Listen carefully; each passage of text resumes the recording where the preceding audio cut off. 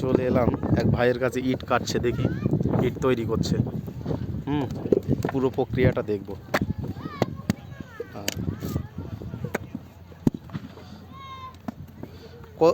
একদিনে কতটা ইট কাটতে পারো ভাই, তৈরি করতে পারো? একদিনে দুজনে?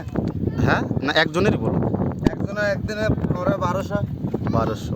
দুজন মিলে কত হয়? দুজনে মিলে 2400 2300। কত করে 1000 ইট কাটলে নাকি পূরণ চুক্তি? আমাদের 500 টাকা করে দিচ্ছে, আমরা লগত কাজ করি, কোনো দাদন লেই না। দাদন নিলে একটু কম হয়? দাদন নিলেও 400 টাকা 420 টাকা। কেন? অ্যাডভেস দেওয়া থাকে, টাকা পয়সা নিতে থাকে।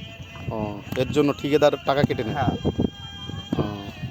সে তো এতদিন টাকা বসিয়ে রাখবে, সে তো টাকা 6 মাস বসিয়ে রাখবে। হ্যাঁ। তোমার বাড়ি কি কোথায়? এখানে? আমাদের বাড়ি মঠবাড়ি। মঠবাড়ি বাড়ি। রোজায় আছো?